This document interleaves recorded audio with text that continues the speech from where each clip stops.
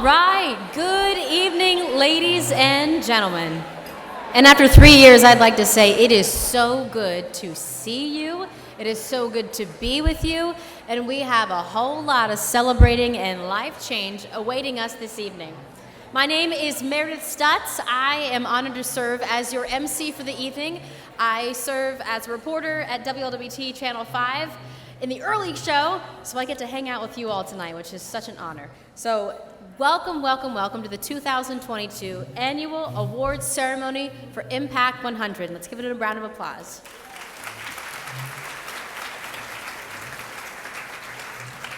And don't put away those clapping hands just yet, because oh my goodness, how wonderful was it that we got to kick off our night with some live jazz. Whoa.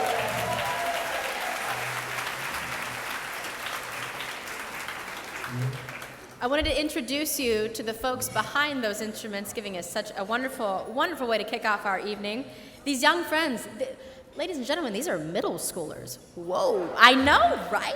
Just very impressed. So it is my privilege to introduce Dr. Isidore Rudnick. He is the director of the Kennedy Heights Arts Center Youth Jazz Cincinnati. Woohoo! All right. So I have some trivia for you that's going to make you even drop your jaw even more about how impressive these musicians are. So Kennedy Heights Arts Center was a 2021 Impact 100 grant recipient. And here to introduce us to the group, and get this, they just returned. Again, they're middle schoolers. They just returned from performing at the Jazzing International Jazz Festival in Barcelona, Spain. Whoa! I don't know about you, but I'm just honored to be in their presence. So I think we should say, gracias. There you go.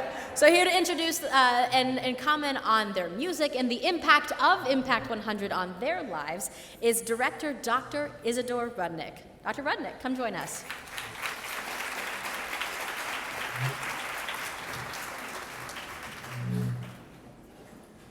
Thank you. Nice to meet you. Great to see you. Thank you. Come on over here.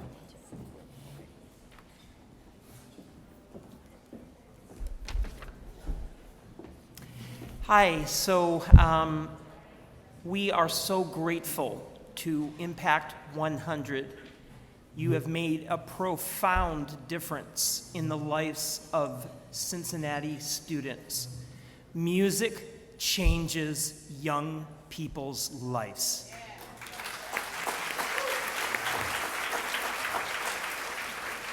And we've been able to bring more than 100 CPS students from all over the city to Kennedy Heights Arts Center to play, rehearse, learn from great musicians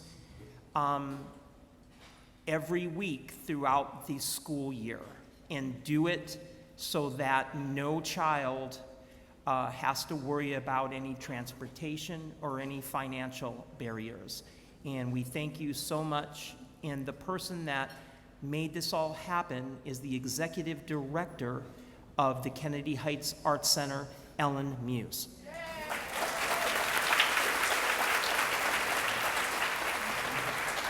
If you can believe it, 4 short years ago, Dr. Rudnick and I started Youth Jazz Cincinnati as a pilot project with just 28 students.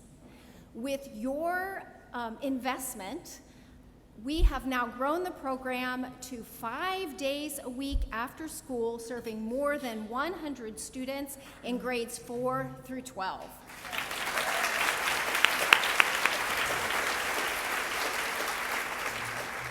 I don't think either of us really knew what this could become in the lives of young people in Cincinnati, and I want to thank you for your faith in us, for investing in this program, because once we received that boost of investment, it really truly was a transformation. Now students are clamoring to be a part of Youth Jazz Cincinnati throughout Cincinnati public schools, and the growth has been tremendous, and you see the outcome. Oh yeah. So thank you so much. Thank you. Thank you so much. Thank you. Thank you so much. All right, so guess what? If you haven't checked your calendars, it's Tuesday night, which means it's a school night. So we have to let these students pack up now because they got to head home, maybe do some homework, and get ready. So let's give them one more round of applause as they start to pack up. So thank you to Dr. Rudnick and the Kennedy Heights Arts Center, Youth Jazz Cincinnati. Now in the meantime, I want to just take a moment as they're packing up to just take stock of where we are. First of all, did you think you would get a free concert coming to Music Hall tonight? That's pretty cool. Love that. But being here tonight at Impact 100, I don't want you to miss the mission of tonight.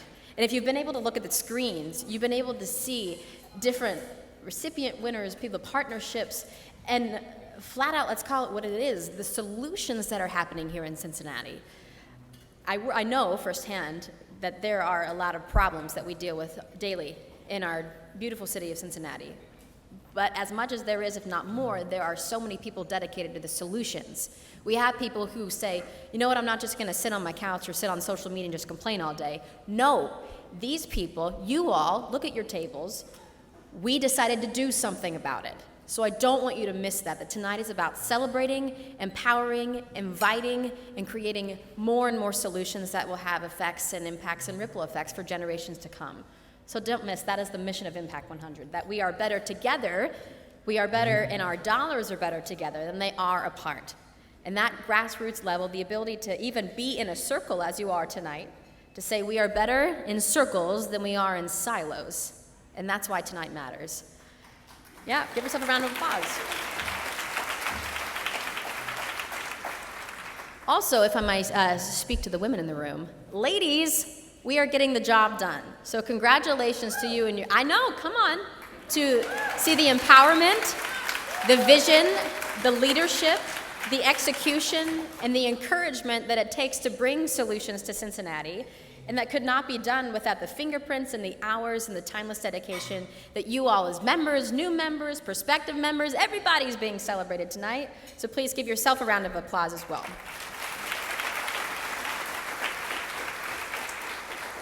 And with that, man, they're already gone. Man, they got homework to do, I guess. Good for them. All right, it is my honor and privilege to introduce you to the president of Impact 100, ladies and gentlemen, Kathy Thornton.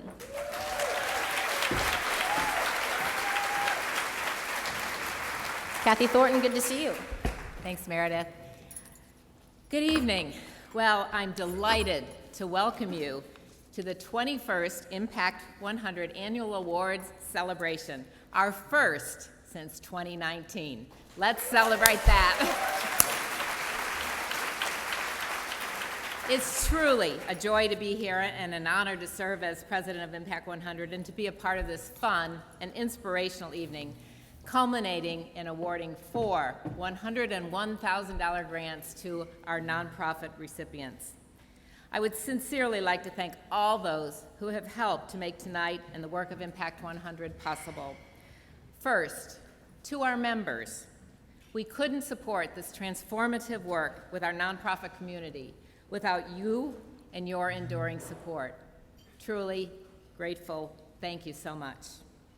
Next, to our 23-member all-volunteer, I'm going to repeat that, all-volunteer working board whose dedication, commitment, expertise, and flexibility have enabled Impact 100 to continue to grow and thrive. This year alone, we have updated our mission and vision, sponsored numerous educational, equity, and spread the word events, focused our efforts on several strategic initiatives to improve our effectiveness and sustainability, including technology upgrades and public relations efforts to spread the word about Impact 100 in the community. By the way, has anybody heard the Impact 100 ads on National Public Radio, NPR, Morning Edition? Anybody heard them? All right. We also have ads in Movers and Makers, and there's always so much to do, and we know that many hands make light work. So we want to extend to you, our members, an open invitation to get more involved if you choose to do so. While we have a no-guilt mantra, meaning you choose the adventure and level of involvement that you want, we do want to extend an open invitation to each of you to be an active member. joining a grant review team or a finance team, serving as an equity champion or joining an ad hoc team, or a one-and-done list, just to do one thing that supports our Impact 100 work in areas such as technology, event planning, logistics, development, sponsor support, or helping to work with our nonprofit partners. Tonight alone, we had over 40 members step up just to help with the logistics of this event. So thank you to all of you who have helped to do that.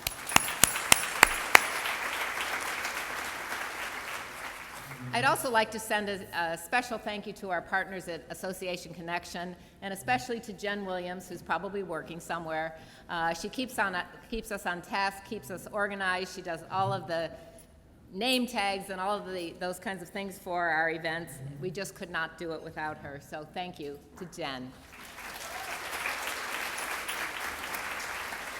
I also want to extend a huge shout out and thanks to our annual awards celebration team for the hours and hours of work to make this evening possible.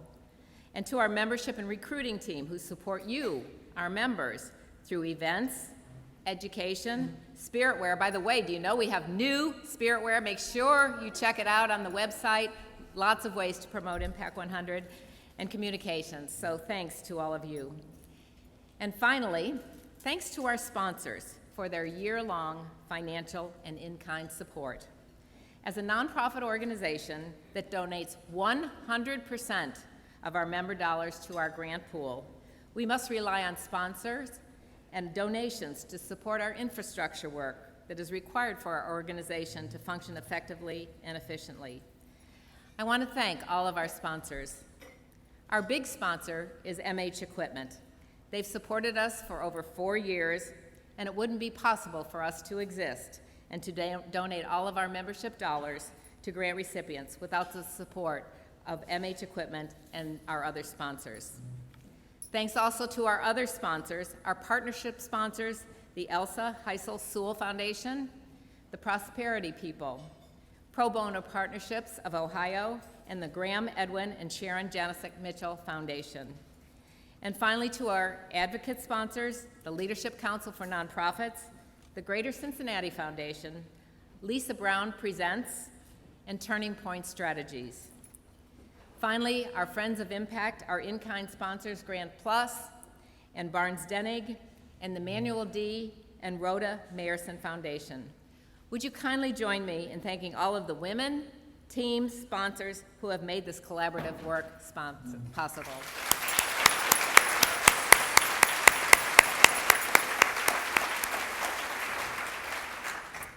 Before we get to our finalist presentation, here's a quick reminder about how Impact 100's collective giving model and grant cycle works. Every year, each Impact member donates $1,000 or $500 because they believe in and want to be a part of transformation in our community. We then pool these dollars into several large grants of $100,000. In each year's grant cycle, nonprofit organizations submit letters of intent.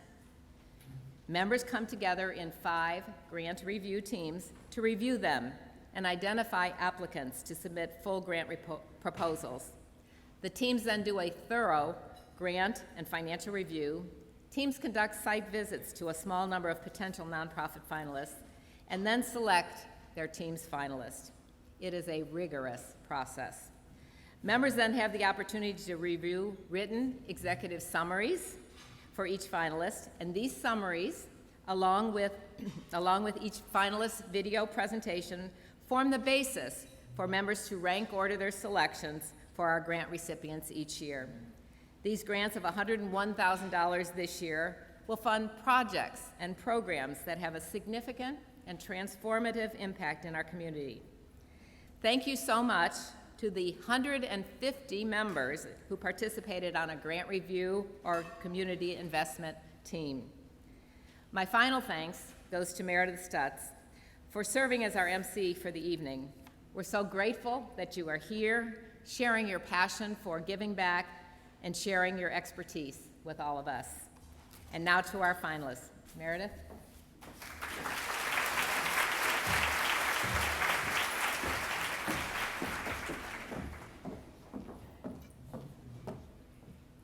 Thank you, Kathy Thornton. It's a pleasure to be with you all this evening, because again, we're talking about solutions and life change today. Who doesn't want to spend their Tuesday night talking about that? I sure do. All right, so before we get started talking about our finalists, I have to do the millennial thing and talk about social media. All right, so you have a lot of options today. You can tell your friends and family, potential new members, maybe those organizations that you came and you're representing tonight, tell them you're here. So you can do that on Facebook, Twitter, or Instagram. I've already used the Instagram handle tonight. It works just fine. So you can join me in doing that and tagging and hashtagging Impact 100 and getting the word out that this can be only the start of this year's life-changing opportunities. And one of the ways we can do that is on social media. So you have my permission to tag and post during the event. Nobody will get mad. We'll just say thank you. All right, sounds good. Okie dokie. So tonight, we are celebrating. These 7 finalists, as Kathy had just mentioned, have recorded their presentations, and we will be sharing them in just a few minutes. Now, as a reminder, this is big, because this is also a really cool part about tonight. People have been coming up and asking me, say, hey, Meredith, so do you know who the grant recipients are? Do you know? I said, honestly, I don't, because we still get to have voting going on. So really, it is anyone's game. Everybody is coming in on equal footing tonight, and we will see what happens. So members will be able to cast your ballot anytime this evening until 10 minutes after the final presentation. If you have not done so already, again, 1 vote, 1 person. We're being all legit tonight. So sit back and prepare to be inspired by the passion, creativity, dedication, and more by our nonprofit finalists. As a reminder, the order of the video presentations was determined at random. It has nothing to do with who will be chosen, so you can all go, you're okay. All right, so our first grant recipient and video that you're going to be watching right now is from City Gospel Mission, Courage to Change Program Kitchen Renovation. That'll feature Lucreta Bowman.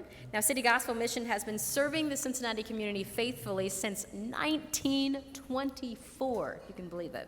The organization was founded by James Gamble of Procter & Gamble and began as a shelter for people experiencing homelessness. Well, today, City Gospel Mission shares and serves over 10,000 people each year and has expanded its programs to also include transformational recovery, job training, and also programs for our youth here in Cincinnati, all with the purpose of breaking the cycle of poverty and despair one life at a time. Our first video is by the founder and vice president of Having the Courage to Change, and that's City Gospel Mission's recovery program. Now, she has 25 years of experience leading transformational recovery programs, is a licensed pastor, a chemical dependency counselor, certified prevention specialist, and certified nursing assistant. So she's all about solutions, too. I'm just glad to be in her company tonight. Lucreta's personal experiences with the trauma of addiction and incarceration built her deep understanding of the challenges and the joys of the journey that is recovery. All right, let's take a look at that video. Thank you for inviting me here to this space. First of all, I would like you to do something for me. Would you be willing to close your eyes just for a second? And I want you to imagine yourself in a time in your life when you were so afraid, but you knew you had to make a decision that would change your entire life. But you knew that regardless to what you did, this change was going to be something that was going to just be amazing. So you stirred up the courage to do so. And everything in you, including your faith, was being challenged. But you decided, I must jump off this ledge. And you did. Now open your eyes. 30 years ago, that was me. I found myself in a situation that was uncomfortable, but I didn't know how to get out. The sadness was it had become so familiar and so comfortable. All my life, I was looking for a safe place because I grew up in such an abusive environment with sexual abuse, beatings, foster care, in and out of youth institutions. And all of it was devastating, so I began to abuse myself. And I began to make such unhealthy decisions that caused me to find myself incarcerated for the 5th time. I realized I wanted out, but didn't know how. And I had spent 17 and a half years of my life in prison. I just wanted out. So I jumped. Let me tell you what my jumping looked like. I wrote a letter to the judge that had sentenced me to 3 to 15 years on my 5th incarceration. And I began to share with him, I don't want you to look at what I've done. I want you to look at who I am and who I could become. And I wanted you to see me and hear me from that perspective. And after I wrote this letter, I took a risk. I had never been vulnerable to anyone because I didn't trust anyone. But I was willing to jump and take that chance, and I did. I waited and waited for a response. And in that waiting, I was also fearful because I was wondering, would he see me? And all of a sudden, I got a response. And I found myself in the judge's chamber on August the 9th, 1992. And that day, he looked at me and saw me, and he heard me. And that day, he released me from prison. I found myself at my sister's home that day, and I realized going back into the same environment was not a healthy thing for me. So I had to make another decision to jump, and I did. And that decision was, I found myself here in Cincinnati in a halfway house. And that's when my journey of transformation began. Over the next 5 years, I began to face myself. I began to face my pain and the decisions I had made about me. And after my transformation, I realized that there were other women that I had left behind, and I wanted to help them. So I created a nonprofit called Having the Courage to Change that is now a part of City Gospel Mission.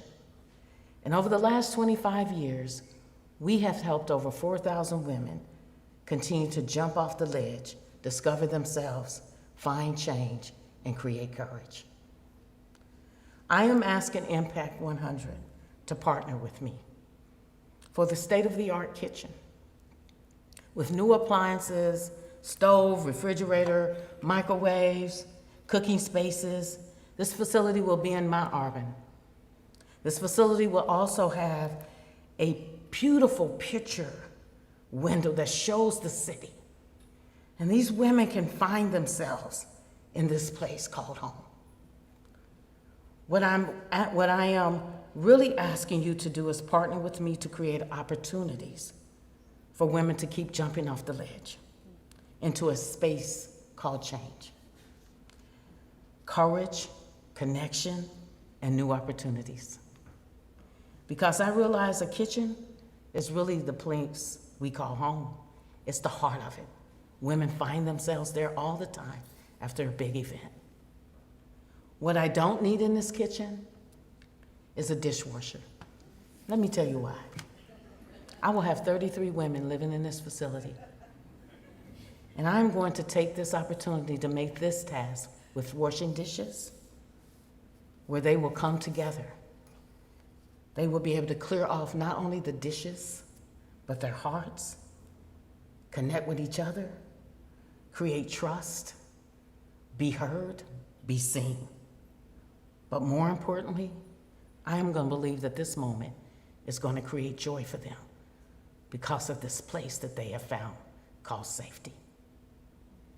Now that I have jumped off the ledge and I am teaching other women to do the same, I'm inviting Impact 100 to jump off the ledge with me as a partner. Thank you.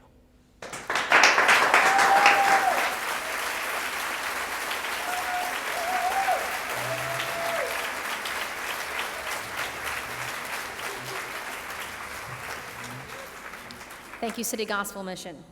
Our second grant finalist is Cincinnati Urban Promise, Bracken Woods Lane Redevelopment Project. In the video, you're going to be seeing Abe and Johnny Brandeberry for Cincinnati Urban Promise.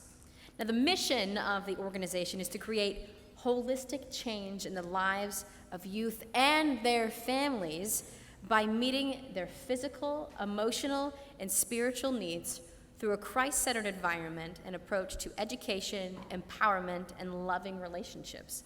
Launched in 2007, Urban Promise offers the community excellent youth development programming featuring preschool classes, after-school programs, and summer programming as well, a mentoring program, and adult learning opportunities, a computer lab, and a food pantry. They stay busy.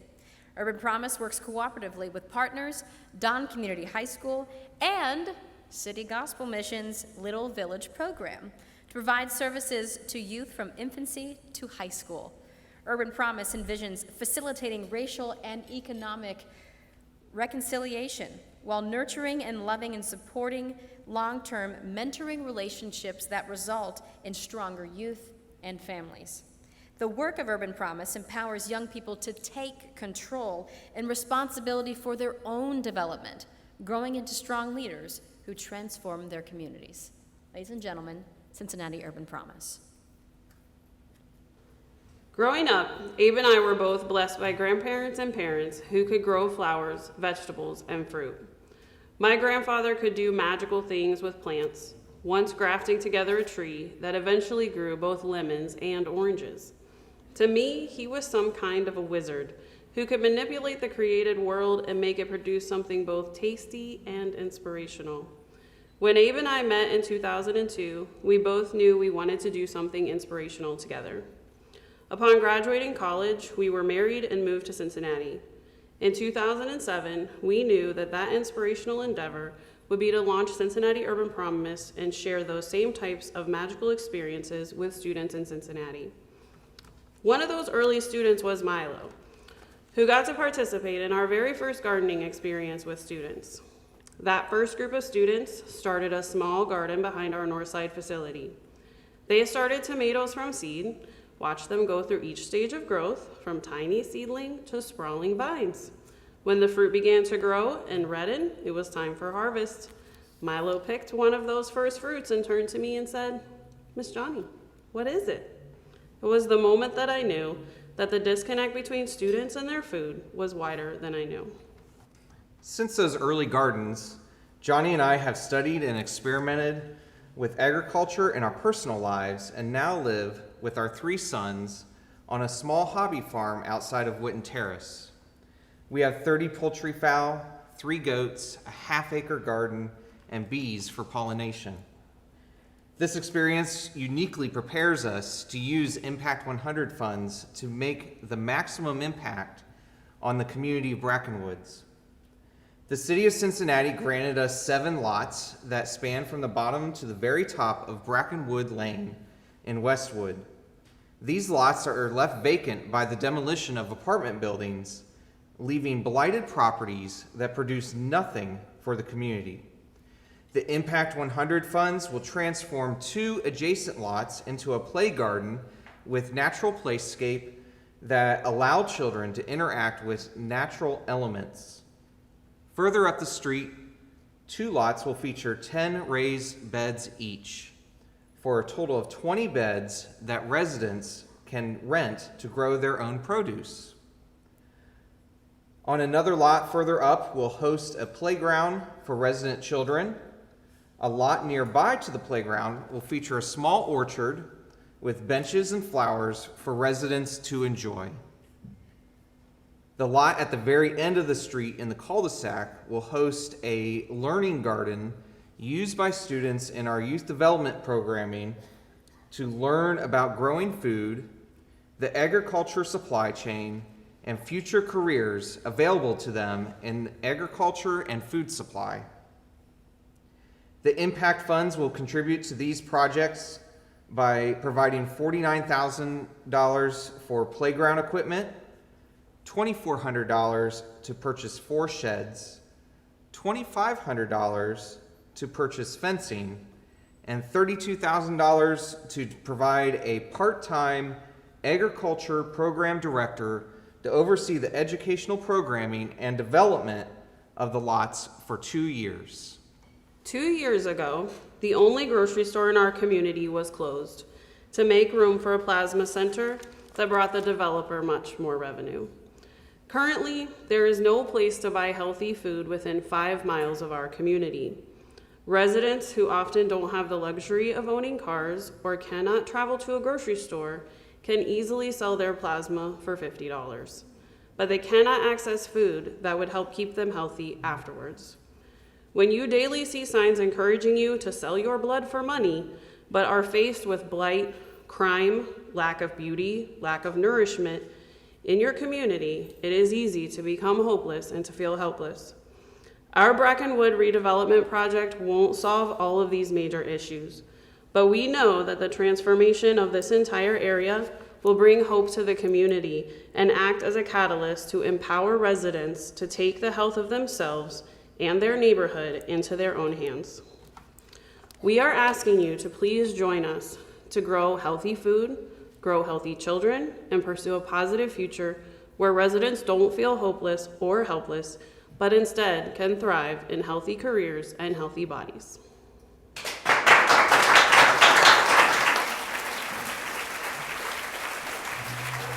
Thank you, Cincinnati Urban Promise. Our third grant finalist is Music Resource Center, MRC Rolling Studio. We're going to be hearing from Wally Hart. Now, the mission of the Music Resource Center Cincinnati, or the MRC if you're cool, and we're all cool so we can say the MRC tonight, is to inspire teenagers in a culturally diverse and musically focused setting to elevate lifetime and academic achievement with music lessons, rap classes, multi-track spaces, its own radio station, and so much more. The MRC utilizes performing arts, media education, hey, shout out to the media education, and mentoring to empower Cincinnati's teens. At the core of the Music Resource Center's founding back in 2007 was a dedication to serving under-resourced teens. The MRC ensures that music and media education is available to all, and at no cost should prohibit a teen from finding their unique voice through the arts. The MRC ensures that any teen in grades 7 through 12 who wants to participate in its programs can do so. And with incredibly low fees to participate, the MRC has remained a place of community, learning, and enjoyment for many teenagers in greater Cincinnati. Ladies and gentlemen, Music Resource Center, Cincinnati. The arts are getting cut everywhere. I'm sure that most of you have kids, grandkids, nieces, nephews, or other kids that have been negatively impacted by the pandemic. As kids keep processing all of the pain of the past 2 years, they're going to need an outlet, and music can be that for them. For a lot of kids in Cincinnati, the only personalized time they get with the arts is in after-school or summer arts programs. There are plenty of programs like that, but they cost money, and sometimes a lot of money. That's where Music Resource Center comes in, to make music education accessible to kids in grades 7 through 12. The Music Resource Center, or MRC for short, was founded to serve under-resourced teens through music and the recording arts. That's why we're now powered by the YMCA, to widen our footprint and impact more kids. For $2 a month, Music Resource Center members get unlimited access to our facility in Evanston during open hours. Charging $2 a month is intentional. It encourages kids to have buy-in and agency in where they spend their time outside of school. That $2 goes far, though. We feed our members snacks and dinner, get them homework help, and talk to them about the struggles they face in their lives. We're not just music and audio instructors. We become mentors to these kids. The kids that come to us are the ones that sometimes don't even fit in band, choir, or musicals. School programs don't offer a lot of chances for kids to get one-on-one instruction in instrumentation, music production, or podcasting. The MRC provides that, plus food, plus homework help, plus a safe haven after school. The kids who haven't yet found their place usually find that they can be their full selves at the MRC. I mean, we've watched countless kids show up at the MRC nervous and unsure of themselves. It doesn't take long before many of them are singing, playing in a band, making beats, and even performing with local professionals in front of crowds of people. Let me tell you about one of our recent alumni, Kaya. Kaya is, well, she's on another level. She has an amazing voice, writes her own songs, produces her own music, and plays 9 instruments. It's no wonder that she just started her first semester at CCM for music production. Kaya went to Walnut Hills High School. I was talking with her a few weeks ago and she told me this. I did concert band and marching band at Walnut all 6 years I was there. I loved them, but my heart lied in wanting to produce and write music. I couldn't do that at Walnut, but I could at the MRC. Kaya showed up to the studio almost every single day. She wanted to spend as much time as she could in the studio producing original songs, recording instruments, and getting voice lessons.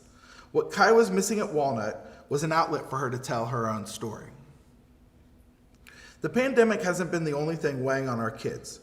During the racial unrest of 2020, Kaya wrote and produced her song TikTok, which tells the story of a black man being pulled over and shot by police. For Kaya, the MRC was more than a place for her to build her musical chops. It was a way for her to process societal trauma. The MRC serves 200 kids like Kaya in our studio every year. They learn how to record, how to make beats, play their instruments of choice, make their own podcast, and manage a radio station. These are still skills our students can't get anywhere else. Not all kids can make it to our studio though, so we're hoping to bring it to them by going on the road with MRC's Rolling Studio. What excites me the most about the Rolling Studio is picturing kids the first time they see it. Imagine this, an RV wrapped with cool graphics, decked out with a vocal isolation booth, multi-track recording equipment, and a classroom space. The outside of the RV will be a portable performance venue where our students will showcase their talents.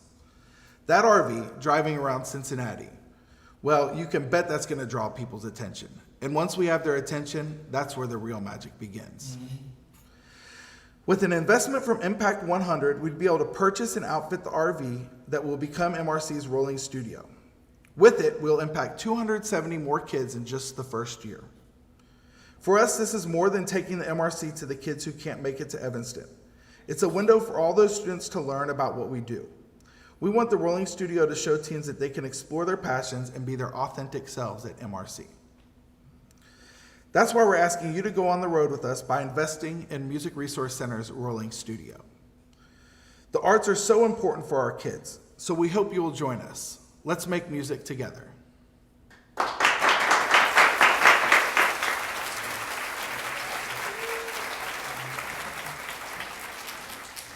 Thank you, Music Resource Center, Cincinnati.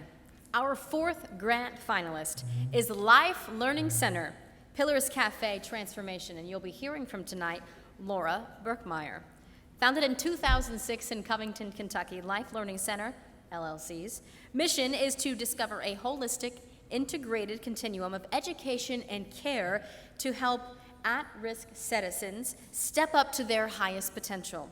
Their vision is to build a caring and serving community by helping people learn, secure, and sustain a better way of living through gainful employment. Candidates participate in a 12-week educational continuum, which delivers the center's trademarked, customized curriculum. Critical expenses like childcare, mental and physical health maintenance, and even meals can be impossible for candidates to afford during this time in their lives. Well, to assist in their learning process, LLC eliminates barriers by offering such things as on-site childcare, fitness programs, and free meals as candidates undergo the program. The people served by Life Learning Center become happier, healthier, and more productive individuals working to change their future. Ladies and gentlemen, Life Learning Center, Pillars Cafe Transformation. At Life Learning Center, we are living the very definition of irony. Our mission is to help individuals get out of generational poverty. Many of the people that we serve come to us directly from jail. We are their first stop. Our facility in northern Kentucky is an old building that used to be the former Seward Ironworks facility, where they made the ornamental iron bars for local jails. So, ironically, the very facility that created bars to keep individuals imprisoned is now the home of a nonprofit that equips individuals that were formerly incarcerated with the tools to reach their highest potential. At Life Learning Center, we help people in poverty and in crisis to reach their highest potential by taking them through a 12-week essential skills program. In 2021, 826 people were referred to Life Learning Center. Of those individuals that we served, 95% had a criminal background, and 97% had a history of substance use disorder. The people we serve at Life Learning Center are at the lowest point in their lives. In fact, Tom, an LLC candidate, shared that he just kept digging himself into a deeper hole before he found LLC. Like 75% of the candidates we serve, Tom was referred to us from the criminal justice system. For many like him, this is literally their first stop after being released from incarceration. These individuals arrive at LLC with just the clothes on their back, clothing that has been marinating in a bag or a box for the days, weeks, or months they've been incarcerated. They are downtrodden, and they have lost their sense of dignity. Our staff makes sure the first question we ask when meeting these individuals is, "Have you eaten today?" And when the answer is inevitably no, our staff escorts them to our on-site restaurant, the Pillars Cafe, where they get a hot meal and casual conversation. At LLC, we try to create a welcoming environment for our candidates to help reach them in an authentic way. We sit across the table from them so we can meet them where they are. The cafe is designed to be welcoming, like a diner or a restaurant. Instead of offering plastic utensils and paper plates, we have real cutlery and real plates. These are chosen intentionally and are meant to assist our guests in building back their dignity. But here's our issue. We desperately need kitchen enhancements in the Pillars Cafe. And here's how we know. One random Tuesday, the kitchen manager had an emergency and was unexpectedly and very suddenly pulled away from work. Classes were in session. We had dozens of candidates that were about to join us for lunch. So Denise and I stepped into action, literally rolling up our sleeves to take over the kitchen operations. Denise went to work preparing pasta salad, cutting vegetables and cheese, but the knives she was using were completely dull and barely worked. And I noticed there was a stainless steel pan in the convection oven, so I attempted to open the door to see what was cooking. To my surprise, I was unable to open the door without using the spoon, which is a repurposed metal spoon shaped in a special way to fit perfectly into the locking mechanism to release the door.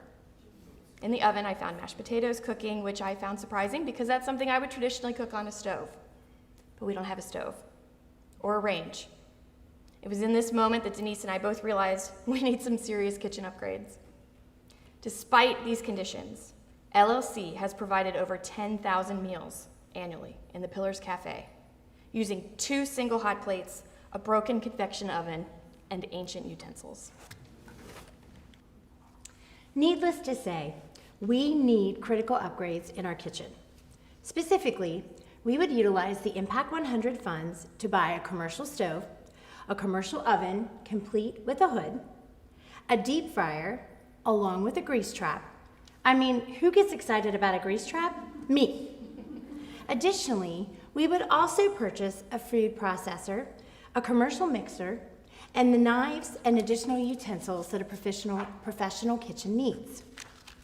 Ultimately, the support of Impact 100 will allow Life Learning Center to continue to reach our goal of transformational change in the lives of those we serve. So, on behalf of Life Learning Center, thank you so much to Impact 100 for this incredible journey.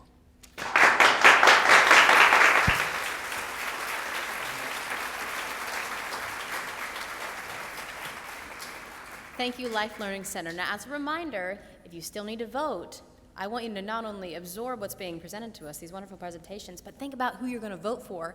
I'll give you those instructional steps at the end of the videos. But again, don't just sit back and enjoy the wonderful desserts that are over there. You got to be thinking about who you're going to vote for because these people are really asking for life change. So be engaged listeners. Our 5th grant finalist is Found Village, Launch to Independence Program. You're going to be hearing from Shannon Young. Found Village exists to empower teens from hard places to reach their full potential. This work is done by creating a community of support for young people through intentional, safe relationships. Found Village aims to rebuild foundational trust in youth who have faced abuse, neglect, or relational trauma at home or through the system by connecting them with an audacious and intentional community of relational resources. Found Village believes their passions are legitimate, their dreams are attainable, and their wisdom is priceless. Found Village aims to play the long game in their lives by intentionally creating a safe space that engages the mind, body, and spirit of each young person who walks through their door. Ladies and gentlemen, Found Village. We are losing our kids age 18 to 25. We are losing many of them to violence, jail, to another generation in poverty. And we need people, qualified people. At Found Village, we call them coaches, who understand teens who have experienced hard things. An Impact 100 grant would help us hire 2 more individuals who have the patience, understanding, and a clear view on what so many kids are facing today. When I first met Chris, I was instantly impressed with his wit and charismatic personality. I just knew this kid was going to do big things. He was 20 years old at the time. Chris and his siblings moved in with their grandmother when their mother had an overdose. His grandmother had gotten custody of him and his 4 siblings. Chris was referred to Found Village to receive supportive services, but when we met his grandmother and realized she was raising 5 of her grandchildren, we decided to support all of them so they wouldn't be separated and end up in the child welfare system. As the oldest, Chris's burden was having to care for his younger siblings most of his life. We were able to ease some of that burden by helping with groceries, furniture, transportation, things like that. But one of the biggest accomplishments we feel we had was helping Chris graduate high school, because he almost didn't. We supported him in school by going into school with him, talking to the teachers with him. When he and his siblings got out of school each day, they came to Found Village where they had tutors to help them pass their classes, complete their homework, where they got fed and they were surrounded by people who cared about them and they were safe. Chris did graduate high school, and this December he's going to start a CDL training program.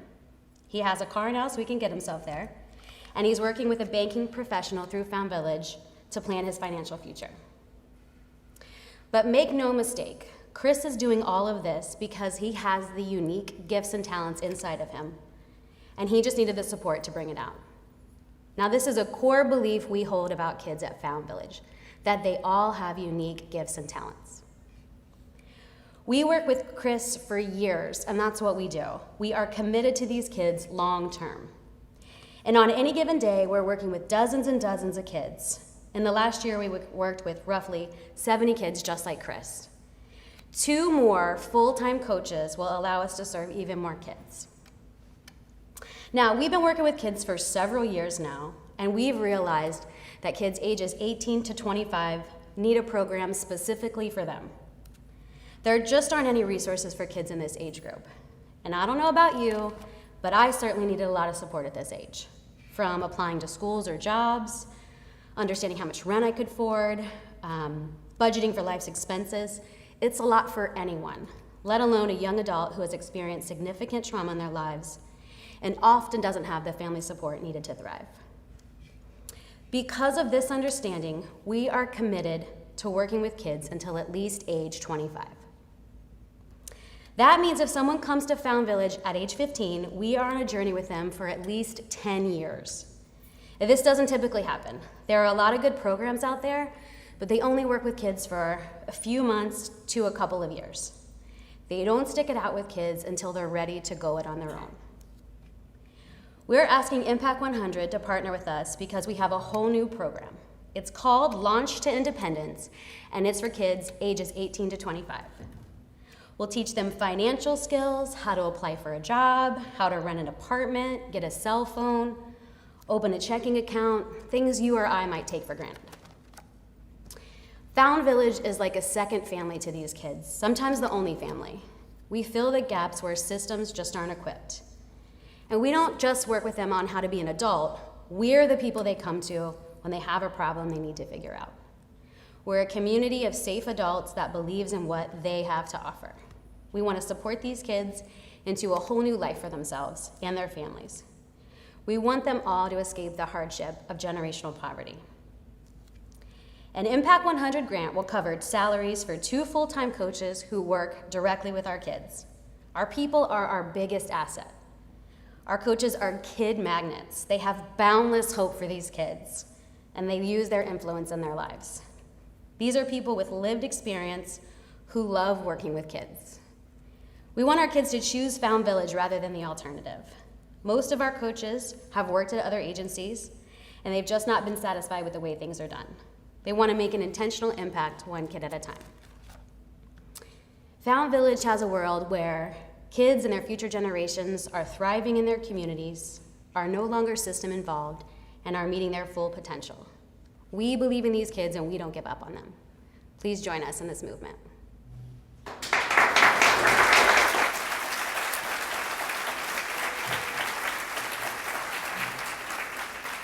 Thank you, Found Village. Our 6th grant recipient is Price Hill Will, Homesteading Program, featuring Rachel Hastings. Price Hill Will began back in 2004 via a community-led appreciative inquiry process that engaged over 3,000 residents in a conversation about the future of Price Hill. Now, from that process emerged an asset-based approach to community development that seeks to strengthen and build on the many wonderful resources found in the neighborhood of Price Hill. For the past 18 years, they have created systemic change through equitable, physical, civic, social, economic, and creative development that improves the quality in the life of East, West, and Lower Price Hill. Their programs include community engagement, commercial corridor development, the My Cincinnati Youth Orchestra, and homesteading. The programs are designed to help residents, particularly residents with lower income or formal education levels, immigrants, and people of color, build on their assets, gain skills, and be connected to resources. Ladies and gentlemen, Price Hill Will. Let me ask you a few questions. How much did you pay to rent your first apartment? Or your first mortgage? How much do you think that would cost now? Did realtors, bankers, and insurance agents help you, or did they stand in your way? The skyrocketing housing market over the last few years has benefited greatly investors and some homeowners, but rising prices and systemic inequities have made homeownership out of reach for many of our neighbors. The homeownership rate in Price Hill is 35%, compared to the national average of 63%. To make matters worse, rents have increased by 39% in Cincinnati from July 2021 through July 2022, one of the highest increases in the nation. Average rent in Cincinnati is now $1,473 a month. High rents disproportionately affect low-income families. Before the pandemic, 45% of renters in Price Hill were cost-burdened, which means they paid more than a third of their income towards housing. Now that number is much, much greater.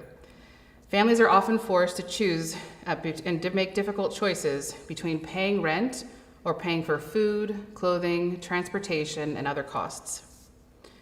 Price Hill is home to families like those headed by Stefania Hollis, a newly single mother to 3 boys and 5 girls. Stefania did not want to move her children away from school and other support systems, but needed an affordable place to live in Price Hill. Luckily, Stefania Bennett qualified for Price Hill Will's homesteading program, which serves families that have incomes below 65% of area median, are employed, have $1,500 saved, and are able to make minor repairs and improvements. Price Hill Will acquires houses that need work, makes any major repairs, and sells the house to a family on a land contract written by legal aid. Each family's land contract payments are adjusted so that no family pays more than 25% of their income on housing costs, including taxes and insurance. As families make land contract payments, those payments are reinvested back into the program to help the next family. Over 5 years, each family performs maintenance, completes an agreed upon scope of work, which is mostly cosmetic improvements, and makes land contract payments. After 5 years, we transfer ownership of that house to the family outright to do with as they please. This provides long-term stability for the family and a rapid equity building opportunity that can lead to generational wealth. Our 2023 goal is to support 15 current homesteading families like Stefania's and welcome 5 new families and 5 new houses into the program.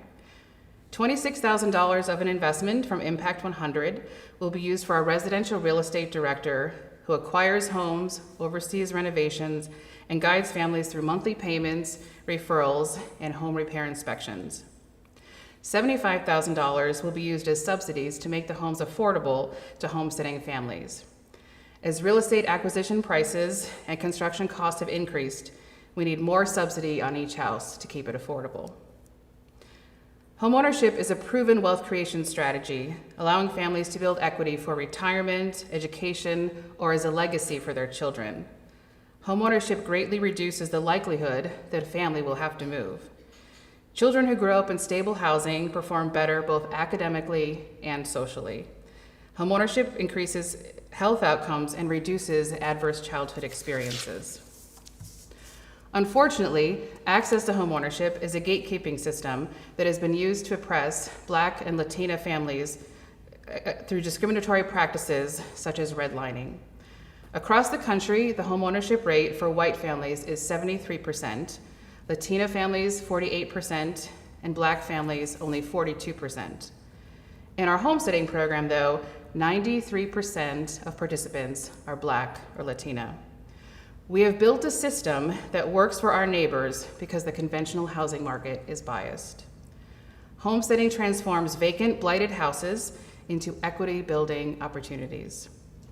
A gift from Impact 100 will have a lasting impact by helping us combat systemic inequities and provide opportunities for those who are left out.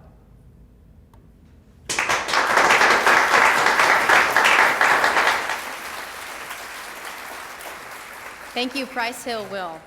Our 7th and final grant finalist is North Fairmont Community Center, Neighborhood Transportation and Family Center Improvement Project. And speaking for North Fairmont Community Center is Hilly Kenkel. The North Fairmont Community Center was founded back in 1980 to support the underserved population of the community through providing affordable housing, food, and household goods, and resources to children and adults of all ages. At the Carl Street Family Center, the only neighborhood recreation center in the neighborhood, which they maintain, they offer an after-school program, summer camps, financial literacy and cooking classes, and weekly recreational activities, all at no cost to participants. They own and operate the Angel Arms Free Store, where families can obtain clothing, non-perishable food, and household goods.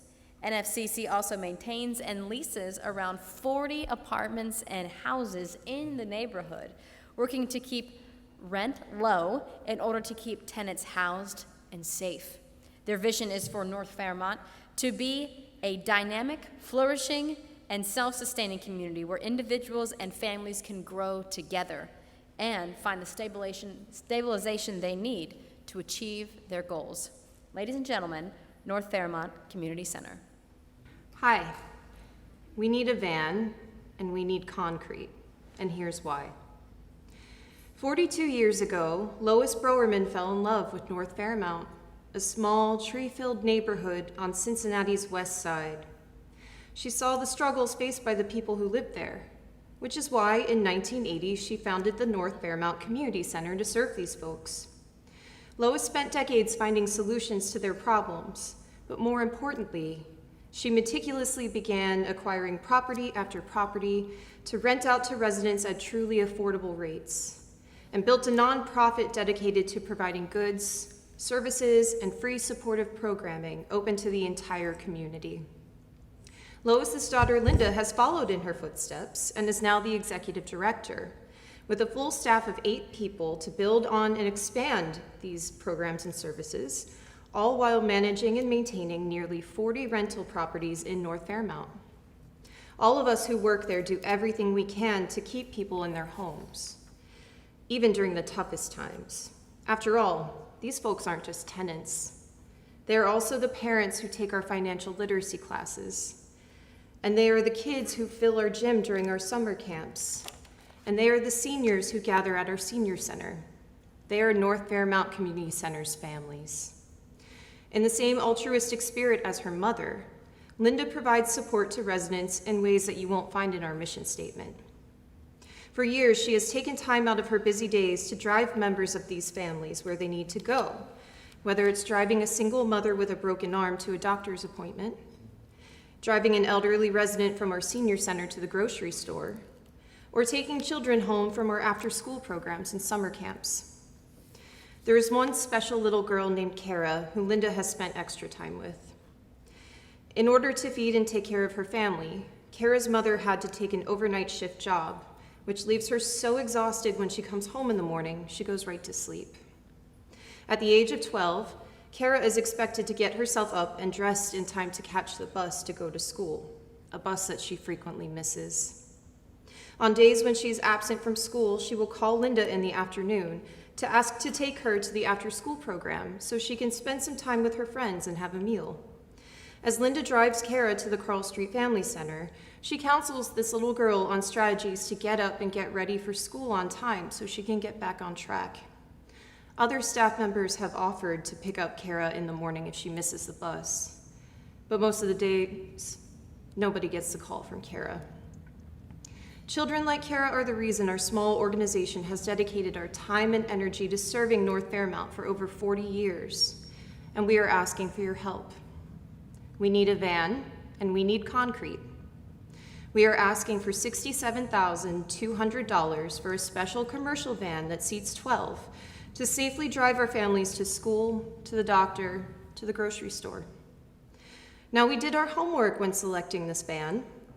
Because the streets of North Fairmount are hilly and not always well maintained, this passenger van is the only van that we found during our research that combines the seating capacity we need with the all-wheel drive and high safety standards we need to reliably get our families where they need to go, no matter what Mother Nature may throw at us. And because this van is expected to run for 300,000 miles and comes with a 5-year service warranty, we know that this is a van that will hold up to the challenge. We've even already chosen a driver, a former school bus driver with an active CDL who knows exactly what it takes to haul rambunctious kids around. We are also asking for $52,200 to pay for essential concrete repairs to ensure that the entrance to our Carl Street Family Center remains safe and accessible for kids and adults who use it every day. You may know that concrete is very expensive. The Carl Street Family Center is the heart and soul of the programs that we offer in North Fairmount. And we need a safe and proper wheelchair ramp and safe and proper front steps, plus a small outdoor plaza that reflects the same welcoming sense of safety that we provide on the inside of the building. If you've never heard of North Fairmount, you're not alone. But the people who live there are our entire world, and serving them is our entire mission. We believe that improving the world starts with improving the lives of the people who live in it, one person at a time. We are grateful to Impact 100 for considering joining us in our mission to make North Fairmount and the world a better place. Thank you.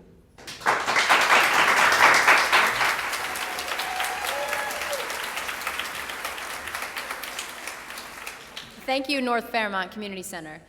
Now, before I continue, I just want to take a moment to recognize all the finalists that are here in this room because, hey, remember, we are back in person, so we're not just looking at screens, we're here with people. So if you are among those 7 finalists that I just recognized, would you do me a favor and stand and wave to everybody? That way we can actually see your faces.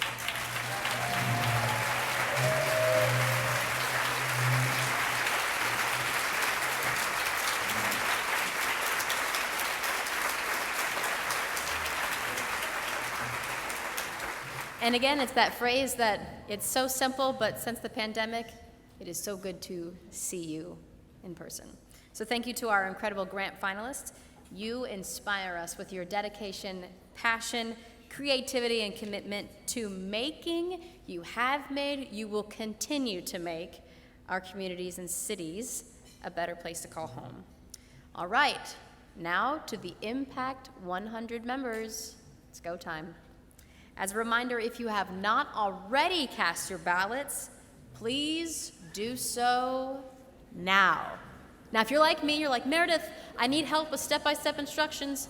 I'm your girl. I like step-by-step instructions too. Here is a quick reminder for how this works. First of all, I need you all to be quiet. It's not like there's $400,000 plus on the line. So if I were you, I would listen to how this works. Your vote matters. Here you go. To cast your vote ballot, first, open up your email. Search for the OPPA vote. That is OPAVOTAE, OPPA vote. And then click to begin. You need to first complete the conflict of interest section. If you have no conflict of interest, same. Click to vote. If you do have a potential conflict, go to the registration table for assistance. Now, after completing this section, you will see a list of this year's 7 finalists. Now, drag the organization's names into the order that you want, with number 1 being your highest preference or top choice. When you have the order that you want, click the vote button. Click it. Next, click confirm, and your choices will be viewed as listed, and then you will see a thank you for voting window for completing your section. All right, as a refresher, here is the list of our 7 Impact 100 finalists in case you need a quick review before you click and drag your order. Now, if you need help, totally fine. No reason to be worried or ashamed. You can get up and go ask the table if you need help for how to cast your vote, or maybe ask someone at your table. All right, this is important. Listen up. While we wait for the votes to be tabulated and verified, we're doing this all by the books tonight, let's take time to hear from our membership and recruiting team. So I'm pleased to introduce to you Nancy Kaiser, Vice President of Membership and Recruiting. Thank you, Meredith. Good evening, amazing women of impact, and good Listen evening up, folks. to our amazing guests. I'm Nancy Kaiser. I'm Impact 100's membership co-chair this year, along with Sherry Holcomb. On behalf of the entire membership and recruiting team of Impact, I want to welcome you and thank you for joining us tonight. And a special thank you to all of our members who helped us get to awarding 4 grants to these fabulous finalists. So I'm going to be speaking a little bit about membership tonight, and I have some other announcements as well. I recognize that some of you are continuing to vote, but trust me, you will thank me later for continuing to move through the program. So please focus on your voting, but I'll be telling you some important stuff as well. I am sure tonight you are all feeling like me. After learning about these 7 inspiring organizations, I am so wishing that we could give a grant to each and every one of you. How can we continue to grow our outreach to do just that? Well, with the power of the women and some men that are in this room, we can make that happen by growing our membership. What are some reasons that women join Impact 100? Women, we will be talking to a few members later to get their perspective and impact-wise, but I'd also encourage you, if you are a guest tonight, to talk to the other amazing women around your table. For me, it's being part of a collective giving organization that this year includes over 450 amazing women. Over the course of Impact 100's 21 years, we have awarded over 50 grants to nonprofits in our region. This has helped them truly reach their loftiest of dreams. That's over $6 million. That's a significant impact, folks. We want you to be a part of it. Please consider joining us as we begin to focus on securing our membership base and our grant pool for 2023. Now, a quick request: if you are a table captain, I please ask that you circulate among your assigned tables and make sure that everyone in your group has the commitment forms that we have in your packet. And I also will ask the table captains to check in with anyone that's voting, just to make sure that they're moving along in that process. Thank you to the women who have already joined Impact for 2023. We know that we've already received membership pledges for at least 1 grant. We have about $106,000 committed, but of course would be thrilled to award another 4 grants in 2023 and maybe even move towards 5. If you have not done so yet, we ask that you take a moment and consider joining Impact for 2023. If you are a current member, the easiest way to do that is to follow and complete that commitment form that's on your table, or by scanning the QR code, which will take you directly to our membership page. I know that voting is important. Let's let the women doing that concentrate on that, and we'll keep going through some membership items, okay? If you are one of our wonderful guests this evening, we hope that what you have seen tonight excites you enough to join this powerful community of women. Again, the form in your packet is the easiest way to become a member, and your table captains can help you with any questions that you have. You can also see the membership and recruiting team that will be at that table in my right at the end of the evening. As you all consider Impact membership for 2023, I am making a special request that you consider 2 membership types that will add to your impact of Impact. First is our sustaining membership option, which you'll see noted on the form. As a sustaining member, you make a commitment to continue with Impact year over year. Having a core group of women that we can count on every year helps us with planning and sustainability of Impact 100.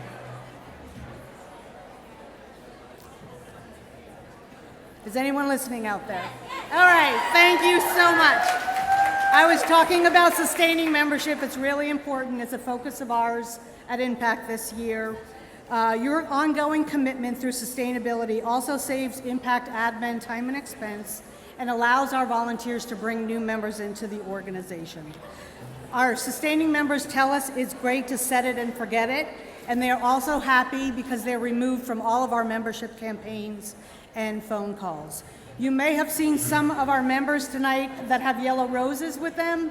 We pass those yellow roses on to our sustaining members as a thank you for their commitment to Impact for the long term. So thank you very much to our sustaining members.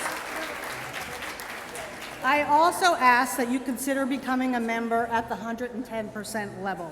Why would you do this? Well, you may or may not know this, but we have over $70,000 in operational expenses that are needed to run Impact every year. We take pride that every cent of your membership dollars actually goes into the grant pool, so we need to find other sources to pay to cover those expenses.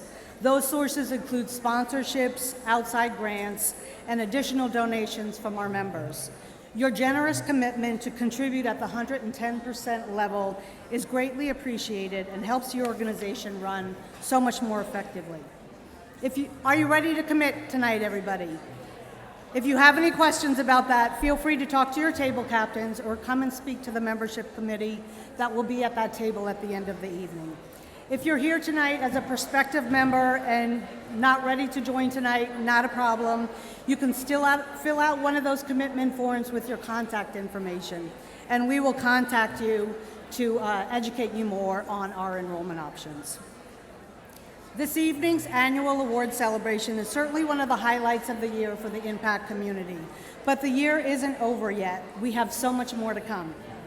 I'm so excited for our plans for our Giving Tuesday event, which will be November 29th, and with the help of Chief Party Planners Yvonne Thomas and Leslie Bailey Johnson, who I think are here tonight, we have planned a very special evening for you all. This will be held at the home of Impact Grant recipient May We Help, which received a grant from Impact in 2015. Please mark your calendars and plan to come. Our Spread the Word events are designed to connect members and introduce potential members to Impact 100. Our next one is scheduled for November 10th at the beautiful Mercantile Library. In addition to touring the Mercantile and getting some great time to socialize, we'll get an update on the work of Queen City Book Bank, also known as the Literacy Network, from CEO Michelle Gunther. The book bank was a recipient of an Impact 100 grant back in 2014. It will be a wonderful evening at one of my favorite places in Cincinnati. All these events are organized by our membership and recruiting team to keep us abreast about what's going on with Impact, our nonprofit partners, and the world of philanthropy. I just want to take a moment to give a special thank you tonight to Barb Wriston Ruddy and Joanne Hagopian if you've been to our unplugged events or all our spread the words, they have done just a wonderful job planning those. So thank you, ladies.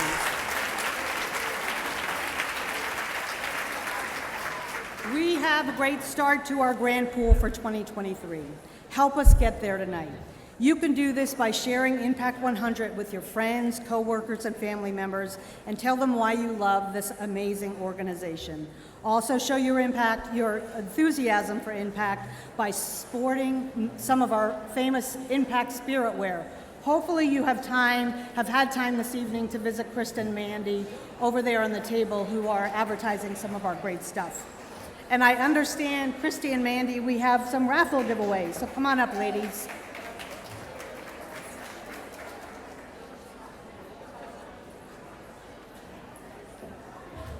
Do you want to tell us anything about the spirit wear, Kristen? You have really built up some really cool stuff for us. Yes, hello everybody.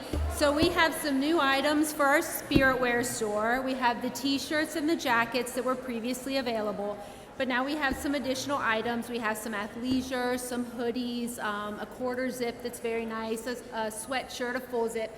We have some professional wear, such as the cardigan and a polo. And so we're gonna do a drawing for some items. We have a coffee mug, a water bottle, a tote, and a cooler. So we're gonna draw some names now. All right, so the first one we'll do the water bottle. Sure. Name out. Mary Ann Will, you get the water bottle. You can pick it up from Mandy.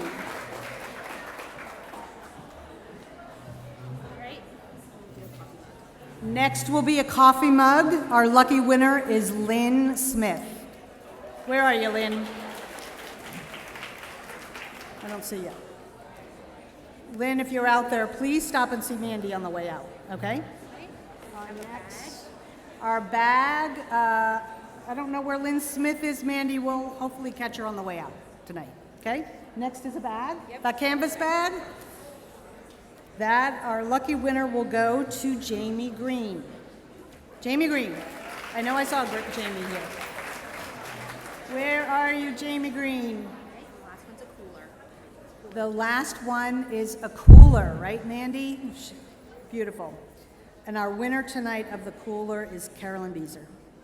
She's over there somewhere too, isn't she? Carolyn Beezer, where are you? There she is. Please stop and see Mandy and Kristen on the way out and check out the really cool spirit wear, which can be ordered from our website, okay? Thank you, Kristen. I know I've shared a lot of information with you tonight, and I know it's sometimes hard to keep track of all the information that you're getting from Impact. I'm excited to share, though, with the help of fellow board member Kate Burrows, we have implemented new text technology to keep you better informed of what's going on with Impact. But you need to opt in. So the phone number is on the screen there. If you're an Impact member, please text the word Impact to 855-743-1644 to opt in to our text messaging program. If you're a friend of Impact that wants to be informed of what's going on, please text friend. Okay, one last request for you tonight, and it's focused on all the wonderful finalists we have with us this evening. The women of Impact have been so honored to consider grants for all these 7 finalists, but unfortunately we only have the funds for 4. We do have the ability to support each finalist with filling their wish list, though.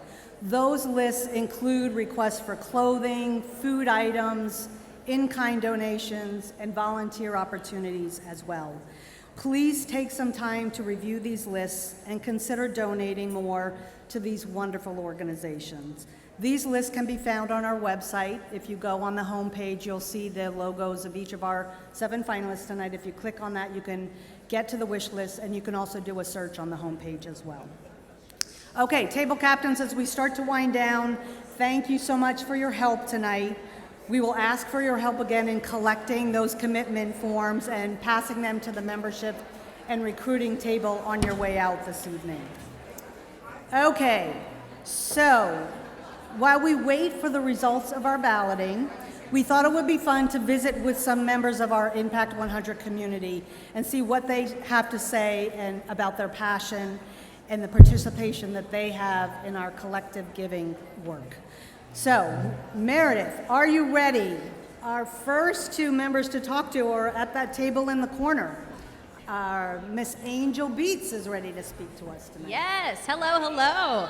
This is a fun part. I got to do my favorite part of my job, which is interviewing people. Woohoo! All right, so would you do us a favor and tell us your first and last name, and what does being a member of Impact 100 mean to you? Sure, my name is Angel Beats, and being a member of Impact has been really impactful for me, especially. I'm not from the Cincinnati area originally, so this has been a really great way to make friends, build a professional network, and really understand all of the nonprofits and for-profit organizations that are really contributing to the fabric of our organization. Thank you so much, Angel. Everybody give her a round of applause. All right, we're gonna move around the table to our Right in front next. of you. Right in front of you, Meredith, is Nina Akunduz. Hello, Nina. Okay, thank you so much for being willing to share your story today. So for you, what is it about Impact 100 that truly sees change, to know that your dollars mean something?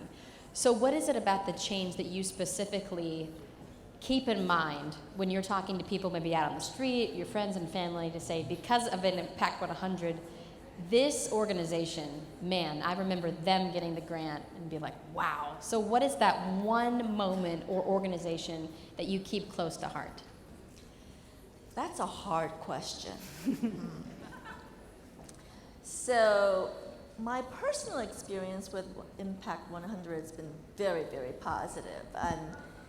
And coming into this, I really had no idea that we had all these nonprofit organizations and places that are in need of help. And it opened my eyes up very, very wide. So it's been a personal education for me to really learn that these things exist that I had no idea about. So when I do see people, I would like to say that Impact 100 is a great organization. One, because it's all impactful women. And two, all of our 100% dollars are going towards the work that it really needs work.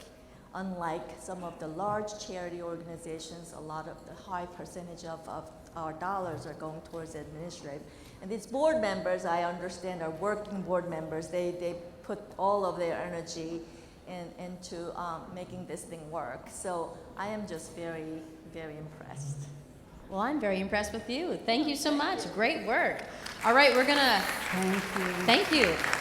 We're gonna make our way across the room a little bit. Where will I end? Where will I end? I don't know. Yes, I think right next person to your knows. right, Meredith, Miss Heidi Schneider. Oh, Heidi, back Miss it up. Heidi Schneider. Back it up. All right, Heidi. Hello. Meredith, nice to meet you. Okay, Heidi, will you got to go to a little bit of a 360 here when we talk to you. So what is it about your Impact 100 experience that has taught you about the needs in Cincinnati, but also the real-time solutions that you get to see because of your generosity? Remember, there's folks over here too. Hello. So I am actually not from Cincinnati. I moved here from Boston about 6 or 7 years ago, and so this was a great opportunity for me to meet other like-minded women and really to learn about our city here. Being a new person in the city, I wasn't aware of all of the great work that was being done, and so it really changed the way that I saw Cincinnati. Love it. Thanks so much. Appreciate your time. Last but not least on our list is Miss Taisha Rojas. Oh, yeah. Parker. I don't know. Who's more excited, me or her? TBA. All right. Well, first, again, would you mind to say your first and last name for us? Taisha Rojas Parker. Thank you, Taisha. All right. So for people who might be finishing up that vote count or maybe digesting their dessert tonight, what do you want people to remember of this night that truly is the launching of a new moment and a new era in Impact 100? For you, this night matters. Why? Okay, so I am actually a 2019 recipient, converted to member, converted to board member. Come on. So I understand Impact 100. What is it? From the tutti to the fruity? What is it? Right? From one end to the other. And what I love about Impact 100 is that it's a ripple effect, right? $100,000 isn't the end, it's the beginning. And so being part of something that is transformative as it relates to our mission and vision, and being able to take something and catapult that into something more than we could ever possibly imagine as catalysts, I think that there's nothing better than that. And so what I would want all of you to take away tonight, if you're a member, keep giving. If you're not, join up. Is that we get to be part of something exciting and new and innovative. Like, listen to these nonprofits that spoke tonight. Give them another round of applause. They're being innovative and solution-oriented in Greater Cincinnati. They're not just looking at the problems for what they are, they're looking at them as an opportunity of what could be. So just continue to think about that and know that that's what we're in it for through it all. So thank you so much for coming out tonight. Thank you. Man, if that's what being nervous looks like, well then sign me up Monday through Friday. I love it. Thank you so much for your time. We appreciate it. Well, it has been so nice getting insights from some of our members. Thank you, ladies, for speaking out tonight. And thanks to you, Meredith, for all your help. So I understand that the voting is closed and tabulated, and we are ready to announce our finalists. So come on back up.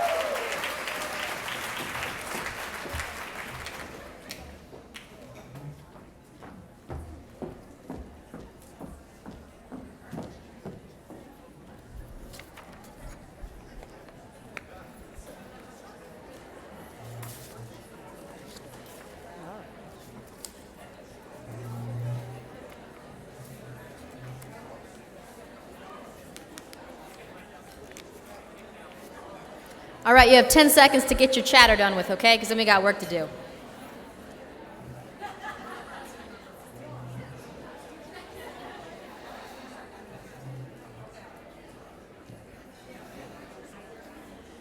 We have now reached the part of the evening you have all been waiting for, you've been voting for, you've been celebrating and rooting for. Are you ready to hear who our grant recipients are?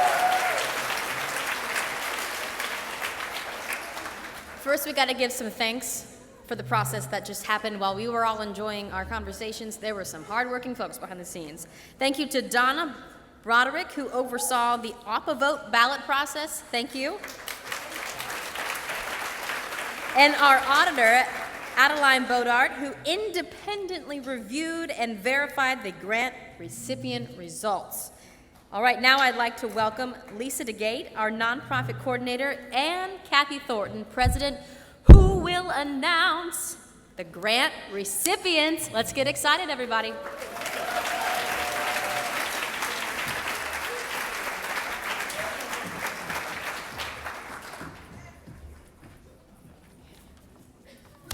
Well, thank you so much, Meredith.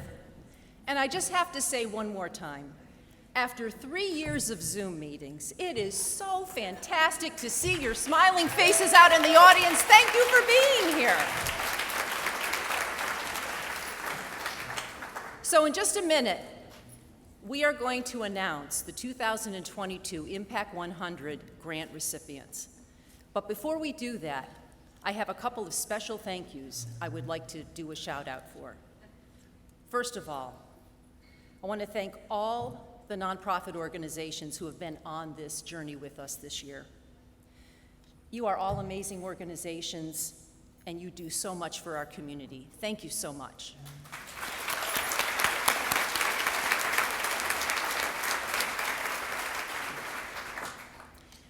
And I would also like to thank once again the 150 Impact 100 members who have participated in the grant review process, and for all those of you who took the time to cast your ballot tonight. Without our members, we cannot have the impact in this community. Thank you so much for your effort and your commitment.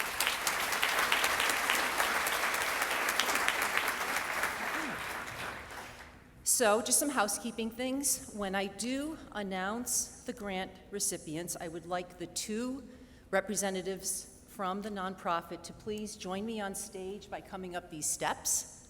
And that'll keep things kind of moving. All right, without further ado, our first Impact 100 2022 grant recipient is Found Village.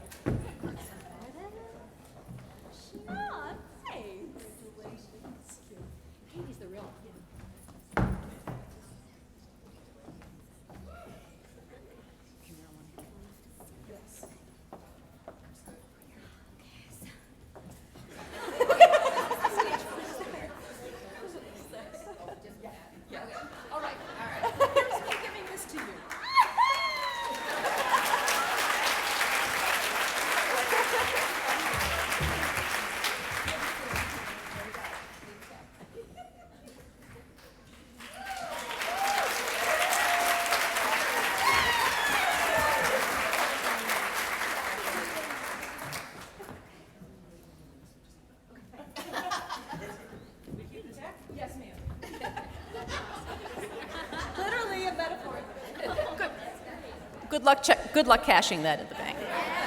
Okay. So, our second Impact 100 2022 grant recipient is Price Hill Well.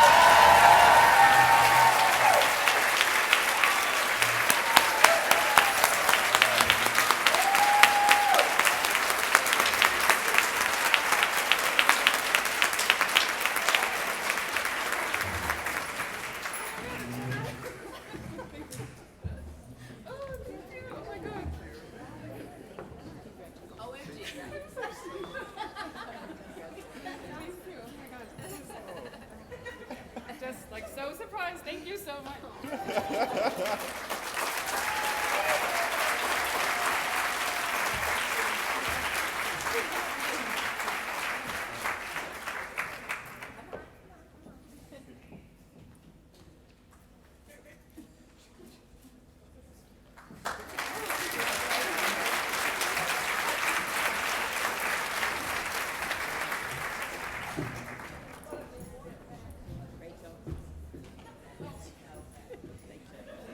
All right. Okay. I know, it feels like that, doesn't it? Okay. Our third Impact 100 2022 grant recipient is Life Learning Center.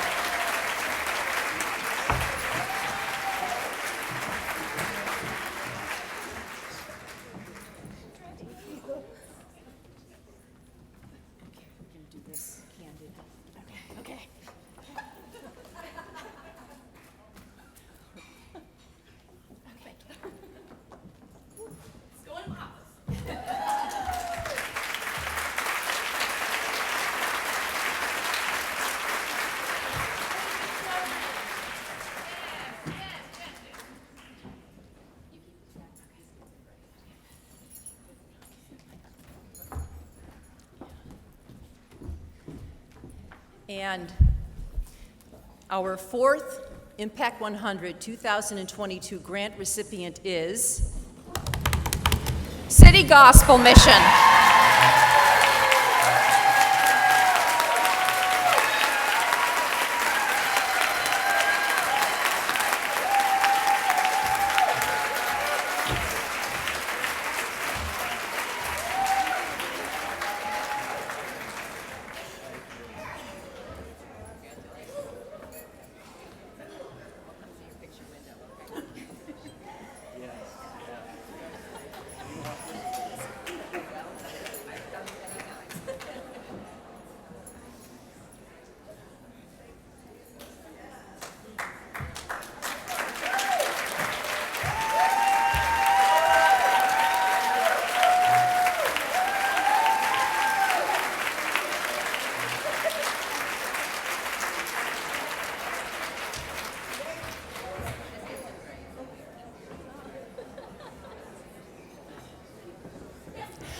I would like to ask all the grant recipients to please remain here after the ceremony is over because we would like to get a few extra photo ops with you all.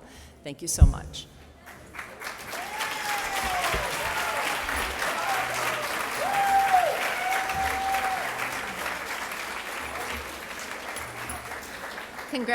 Congratulations to all of our grant recipients and to all of the nonprofit organizations that participated.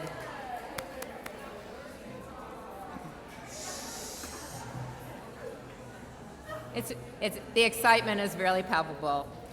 Thank you for all to all the nonprofit organizations that participated in helping us shine a light on the challenges in our greater Cincinnati community and to the work being done by all of our nonprofit organizations. We are humbled. We are humbled to have learned from you, to know about your impressive work and your commitment to serving the larger community. With these 4 grants, Impact 100 has just passed over $6.4 million invested in the community.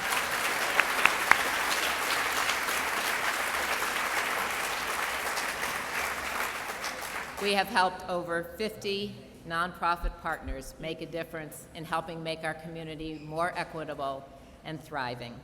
Thank you to all of you. If you have been impressed and inspired this evening as I have, I hope you'll show your support for Impact 100 in the nonprofit community in many of the ways that Nancy talked about, supporting wish lists, joining Impact 100, as together we work toward that more equitable and thriving community for all. Thank you to each of you for being a part of this journey of caring, compassion, and empowerment. I am so grateful to be a part of this amazing organization and so proud of the work done by our nonprofit finalists. My final thanks tonight goes to Meredith for celebrating with us this evening and sharing her time and her expertise so generously. Please join me in thanking Meredith.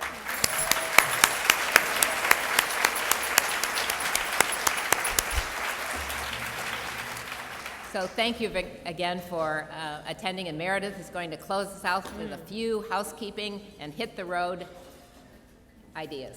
Thanks, Meredith. Thank you, Kathy. I think Kathy speaking gave me some moments to dry the tears in my eyes. Because after so many years of seeing so much loss, isn't it beautiful to see so much winning happen tonight? That's awesome. And as a reminder of the wish lists that all organizations have been able to impart on us to say, hey, if you didn't win tonight, I still want to help you in your tomorrow.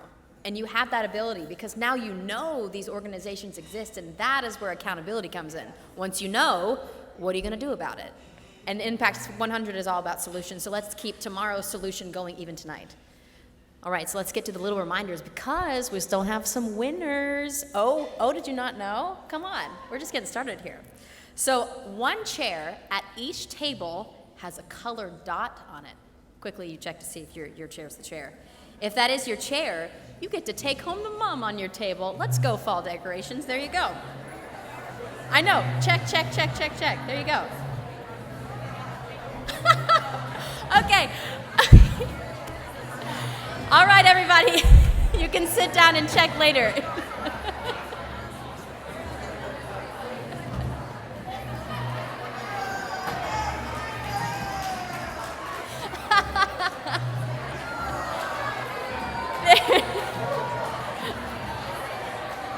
All right, take a seat when you can, okay? That was pretty fun to watch, though. I'm glad that you all got that much enjoyment out of that. That was great. All right, moving on to number 2. Number 2, when I have your attention, I promise we're going to get out of here soon, I promise.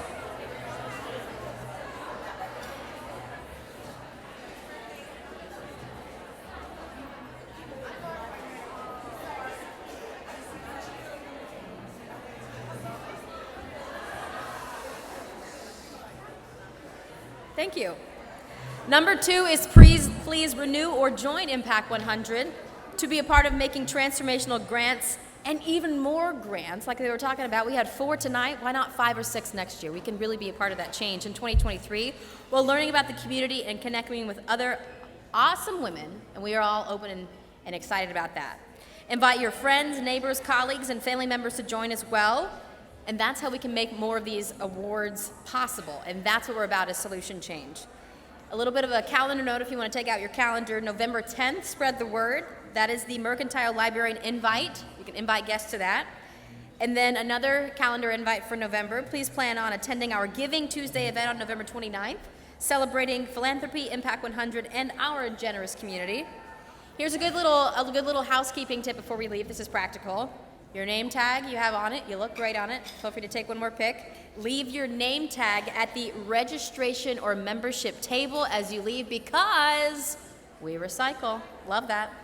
Grant recipients, board members, and members who served on grant review teams and CERC, please meet up front for some final photos. And finally, our final to-do list tonight.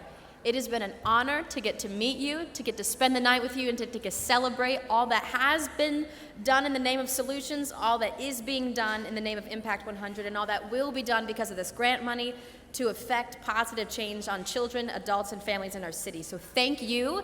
It has been a joy to get to spend the night with you. Safe travels home, and see you next time. Thank you.